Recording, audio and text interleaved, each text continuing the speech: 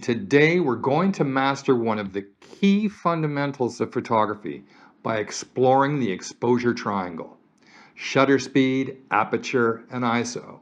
This is not some Illuminati voodoo. These are the pillars that will help you control the artistic and technical aspects of your photography. We'll go through each setting in detail, demonstrating their impact on image quality and how you can use them to bring your creative vision to life. Hi, I'm Taylor Moore, a Canadian landscape and architectural photographer living in sunny Portugal. On this channel, I share weekly videos packed with photography and video tips. I also take you behind the scenes of Portugal's stunning castles and palaces. If you love exploring beautiful places and chasing light and shadows, hit that subscribe button and join me on this journey. Each setting in this mighty trio plays a vital role in photography, but knowing how to balance them will allow you to present your subjects in their best light. Let's start with the dynamics of shutter speed and its crucial role in capturing motion. Shutter speed measures the duration your camera's shutter is open to expose the camera sensor to light. Here's Paola braving a breezy beach scene. To capture her without blur, we'll use a high or fast shutter speed.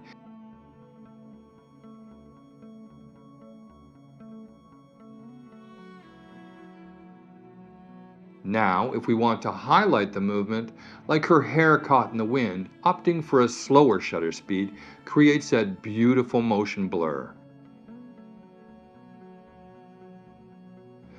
Remember, a fast shutter speed freezes the action, while a slow shutter speed allows for capturing the flow and movement. Moving on to aperture, this setting controls the lens's diaphragm, which affects the amount of light reaching the sensor and the depth of field of your photographs. By choosing a smaller aperture, such as f/22, more of the scene is brought into focus. This is ideal for landscape photography where detail from foreground to background is desired. Conversely, a large aperture narrows the depth of field, beautifully isolating our subject, which is perfect for portraits. Lastly, ISO refers to the sensitivity of your camera's sensor to light. In a well-lit setting, a lower ISO, say 200, is sufficient and keeps the image clean from noise. But as we move into a darker environment, a higher ISO is necessary to capture the image without underexposing it. However, increasing ISO also increases the noise, particularly noticeable in darker and shadow areas. It's crucial to start with the right settings based on your subject and environment. If your interest is on artistic depth, begin with your aperture settings.